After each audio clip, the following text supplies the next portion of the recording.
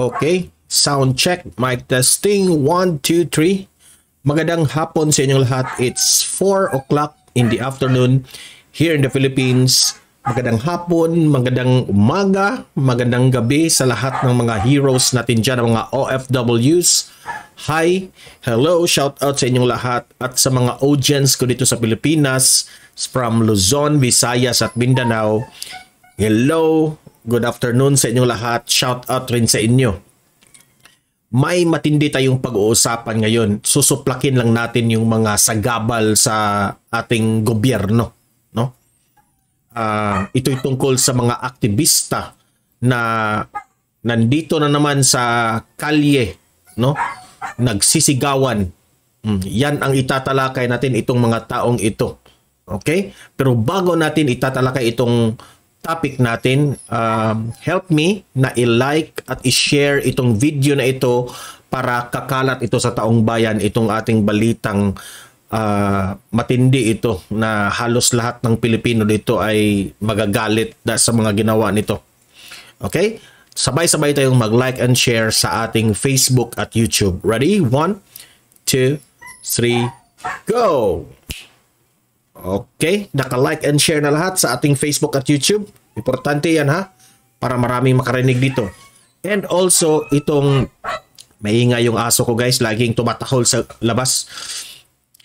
Itong Facebook at YouTube natin, itong Donmar TV, i-follow at i-subscribe ito sa ating social media. Okay, sabay-sabay tayong mag-follow and subscribe sa Donmar TV.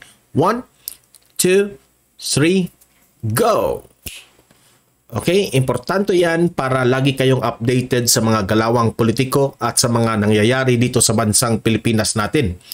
Okay, and also guys, Caveman Coffee, bili na kayo sa Shopee. 22% off sila ngayon. Okay, so grab the opportunity, bili na kayo sa Shopee. Yung hindi makabili sa Shopee kasi outside sa Pilipinas, message them directly sa kanilang Facebook page. Itong BBM Sara Victory t-shirt natin, nakalagay dyan Donmar TV with my picture at nakalagay rin yun ang picture ni Presidente Bongbong Marcos at Vice President Inday Sara Duterte sa t-shirt natin na magandang t-shirt na yan, very colorful, available na yan sa Shopee. Okay, bilhin na kayo bilang suporta nyo sa akin, no? For those who are outside Philippines, message me directly kung paano kayo bibili. I will give you instructions. Okay? Thank you very much. So, pag-uusapan na nga natin itong mga nagrarally sa gitna ng daan, no? Ito sila. Dahil ngayong September 21, 2022, ito yung 50th anniversary ng martial law. Okay? Kaya yan, dumarami yung mga aktivista na yan, nandyan sa kalye, nagsisigawan, nagdadala ng mga placards, kung ano-anong mga mensahe na linagay nila dyan sa placards. Okay? Iisahin natin ang babasahin natin yan. Okay? Nasa ilalim pa. Ito ay binalita ng Manila Bulletin, itong mga balita na ito, no? Kahit ang init sa kalye, sa gitna ng daan, ayan, nagsisigawan sila sa gitna sa 50th anniversary ng martial law nga ng ating bansa raw. Kasi yan, nag-declare ng martial law si Ferdinand Marcos noong 1972, September 21, September 21, 1972. Okay? So ngayon, ika-50 years ng pag-declare ni former President Ferdinand Marcos Sr. Ngayon, nagpo-protesta ito. So, tanungin ko kayong mga audience, makatutulong ba ito sa ating bansa kung magrarally sila ng 50th anniversary? Bakit kayo nagrarally dyan? Bakit kayo nagsisigawan dyan sa gitna ng daan? Nakakos pa kayo ng traffic? Dahil ba na presidente yung anak ni Ferdinand Marcos Sr.?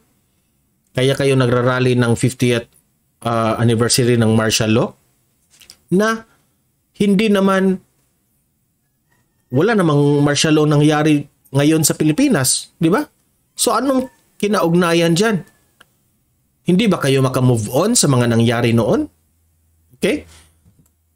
Yung former president natin, nag-declare yun ng martial law for the safety sa Pilipinas. Caveman Coffee. For the safety for the Philippines yun. Kayong mga nandyan sa gitna ng daan dyan, nagrereklamo sa martial law. Alam nyo ba ang tunay na nangyari sa martial law? Alam nyo ba kung ano yung mga nangyayari noon? Kasi mga bata halos mga bata pa ito. I know you have the freedom, demokrasya naman tayo, pero gusto lang ako magtanong sa inyo, ano bang inireklamo nyo? Yung ating Pangulong Ferdinand Marcos ay busy, nandun sa New York sa Amerika, kung naghanap ng paraan para yung ating Pangulo naghanap ng paraan kung papaano palalaguin ang ating ekonomiya.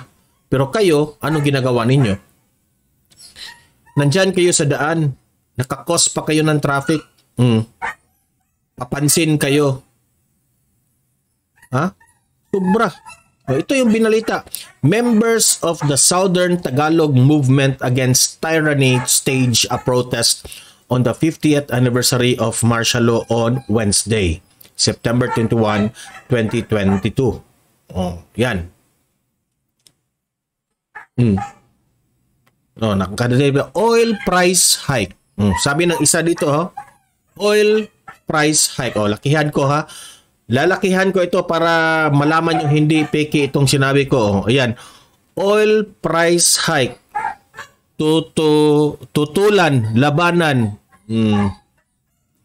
Now, yung sinabi mong oil price hike, bago ka magreklamo dyan sa oil price hike, nag-research ka ba?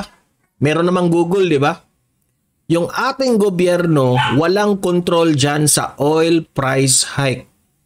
Lahat ng bansa ngayon sa mundo nagka-problema sa oil. Hindi naman lahat, halos lahat. So walang control yung presidente natin dyan. Walang control ang gobyerno natin dyan. Okay? So, bakit kayo reklamo ng reklamo dyan? Basta lang makapagreklamo kayo?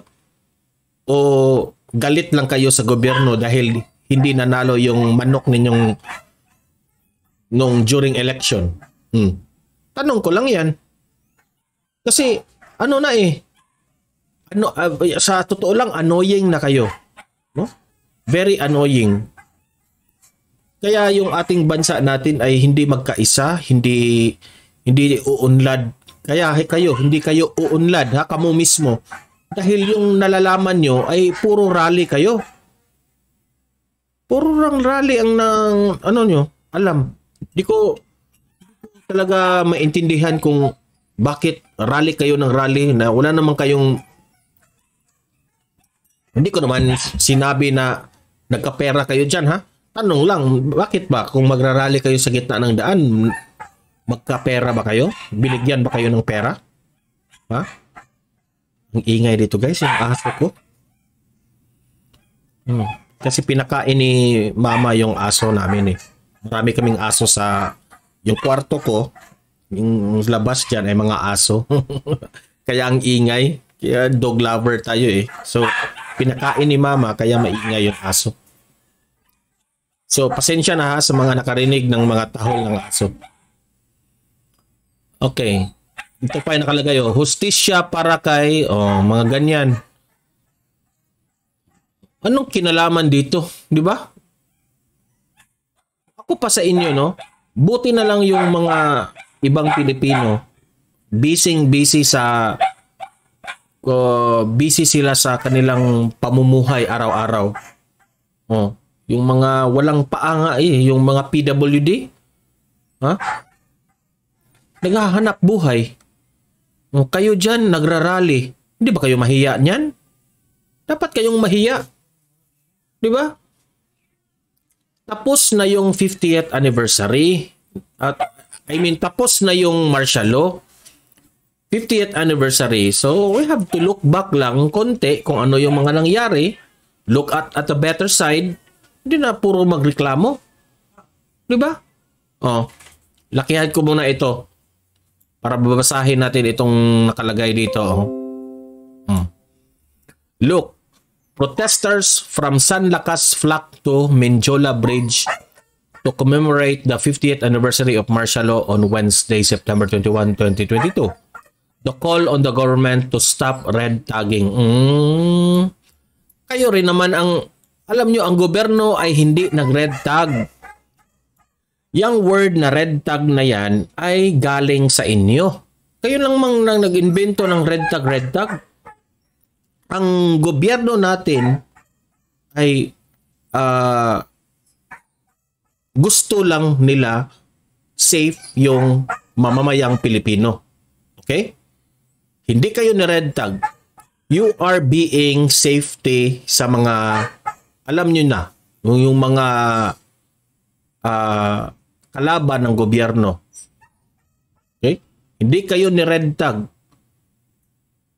Wala namang word na red tag. Kayo lang naman ang nag-create ng word na red tag. So, para sa akin, useless itong mga ginagawa ninyo. No, NTF-ELCAC, buwagin. Ang ganda ng nagawa ng NTF-ELCAC. Maraming buhay na nasasalba dyan.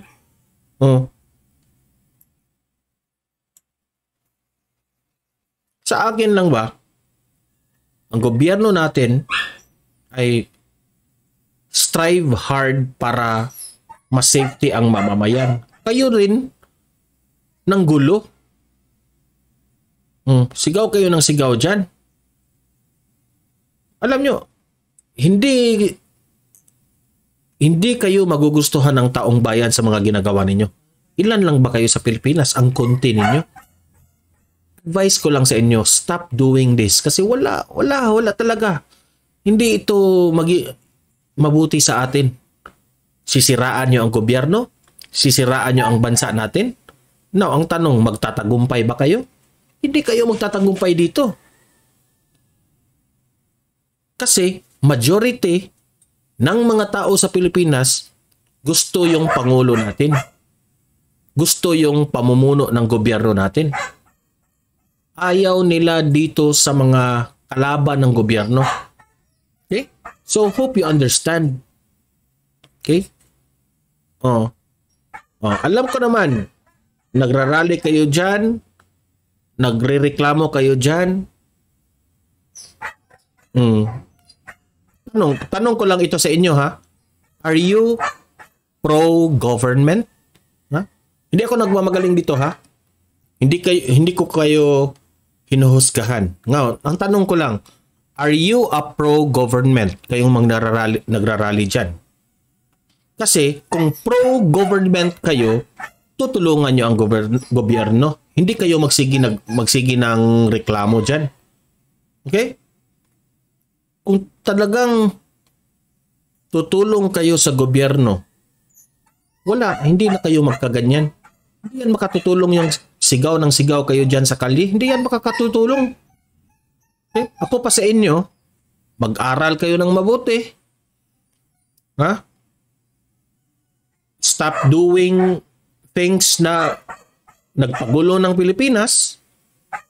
Huwag puro reklamo, kundi tayo? Tutulungan na lang natin ang ating gobyerno. Ganun sana. Free all political prisoner. May duda na ako dito sa grupo na to. Free all political prisoner. Kung hindi ba may dito, ha? May person behind dito sa grupo na ito. Duda ko lang ito, ha? Hindi ako magmamagaling. Sino ba ang nakakulong ngayon na politiko noon? Si Laila de Lima. Di ba? Tanong ko lang, di ba kayo binabayaran ni Laila de Lima dyan na magrarally kayo dyan? Okay? Wala naman akong against kay Leila de Lima. Ang kanyang kaso ay still ongoing and inimbestigahan pa yan sa hukuman. So let's wait. Huwag niyong sabihin, free political prisoner. Nasaan na yung demokrasya natin? Nasaan na yung ating justice system dyan? Prinoproseso yan. So bago kayo magsulat ng mga mensahe dyan sa karatulan nyo, sa inyong mga placards, isipin nyo muna. Ha? Isipin nyo muna. Mag-google muna kayo bago. Kasi masisita kayo dito sa mga pinagagawa nyo eh. Okay?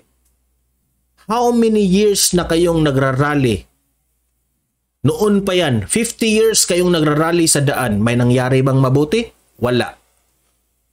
May nangyari bang kaunlaran? Wala. Gulo lang ang iyong nagawa dyan. Ha? So, useless ang inyong mga ginagawa dyang mga nagrarally sa 50th anniversary. So, kayong mga audience dito, libre kayong mag-comment, mag-react tungkol sa mga tao na ito. Ano ang masasabi nyo? At ano ang mapapayo nyo sa kapwa Pilipino nating nagrarally? At yung mga brothers and sisters natin ito eh. Mga Pilipino rin ito. Anong masasabi nyo dito sa kanila? Mag-comment, mag-react, tulungan natin itong mga taong ito na yung isip nila hindi nalalaso ng mga ganyang mga brainwash. Okay? So libre kayong mag-comment, mag-react, babasahin natin 'yan. And don't forget, i-like at i-share itong video na ito para kakalat ito sa taong bayan. Marami ang makakita, makarinig dito. And also follow and subscribe Don Mart TV para lagi kayong updated sa mga galawang politiko kagaya nito. Okay? So patuloy nating protektahan ang ating presidente Bongbong Marcos sa kanyang ginawa niya ngayon sa New York na ginawa niya na ng paraan para lalago ang ating ekonomiya at lagi nating tandaan ang sinasabi ng Vice President natin Inday Sara Duterte na mahalin natin ang Pilipinas. Okay? So guys, see you in my next video. Have a great day and God bless everyone.